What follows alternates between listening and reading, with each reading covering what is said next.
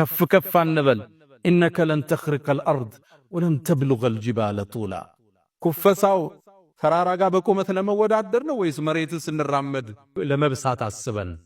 የሰው ልጅ ነን፣ እድሜያችን የተወሰነ አላፊዎችም ነን። ዝቅ ካልን አላህ ከፍ አድርጉን እዚህ ምድር እናልፋለን። ዑመር ኢብኑ አብዱል አዚዝ የሰይድና ዑመር የልጅ ልጅ ናቸው። እሳቸው 2 ዓመት ከ6 ወር የሙስሊሙን ዓለም አስተዳደሩ። ዝቅ ብለው አስተዳደሩ። ሲሞቱ ይላሉ ሊሞቱ አካባቢ ፍራሻቸው ላይ ተጋድመው ቤተሰብን ውጡ አሏቸው ይላል። ብቻቸው ነው። ከዛም እንሰማቸው ነበር። አንዲትን የቁርአን አንቀጽ ቀሩ።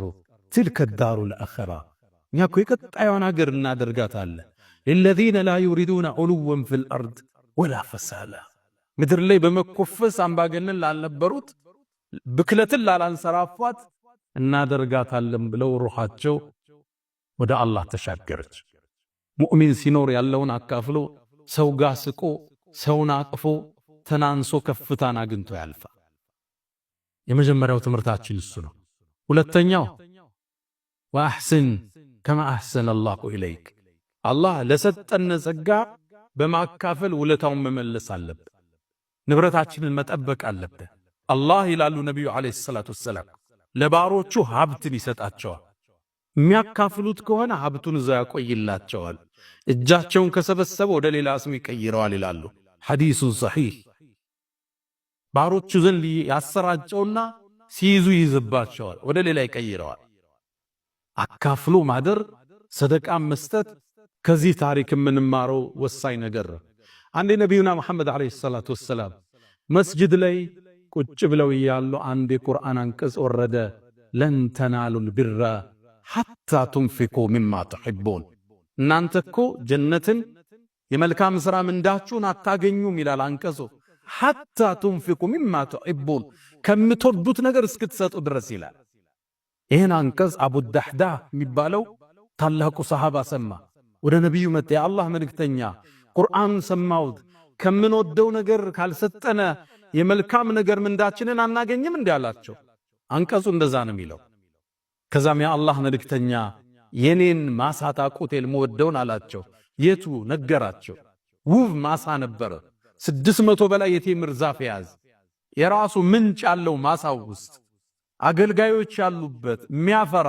ነቢዩም አለይሂ ሰላቱ ወሰላም እዛ ማሳ እየገቡ ውሃ ይጠጡ ነበር። ውሃውም ጣፋጭ ነው ብለው የተናገሩለት ማሳ ነበረው። የአላህ መልእክተኛ እምወደው ንብረቴ ነው ለአላህ ሰጥቻቸዋለሁ አለ። ለአላህ ሰጠ ይህን ንብረቱ። ለአላህ በጀነት ለውጦ ከቤት ከመስጊድ ሲወጣ ሚስቱና ልጆቹ ማሳ ውስጥ ናቸው። ቴምር አንስተው እየበሉ ነው። ጮኸ። ያ ኡመት ዳህዳህ አላት ሚስቱን። አቤት አለችው።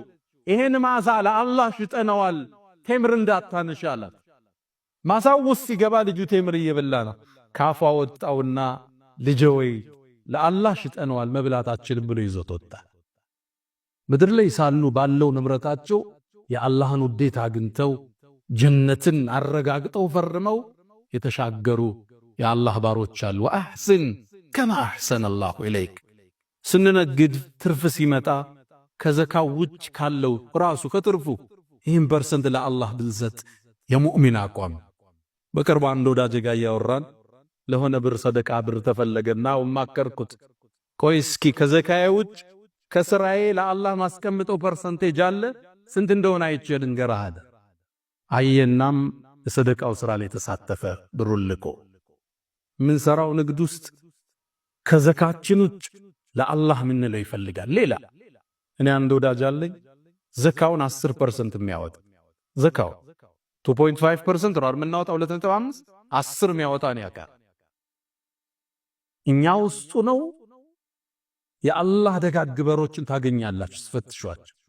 ሀብት ጥቅሙ ምንድነው? ራት እኮ 20 ሺህ ብር ራት አንበላ። ትንሽ ካዝከው በኋላ ልታካፍለው ብቻ ለሌላው ልትኖርለት ብቻ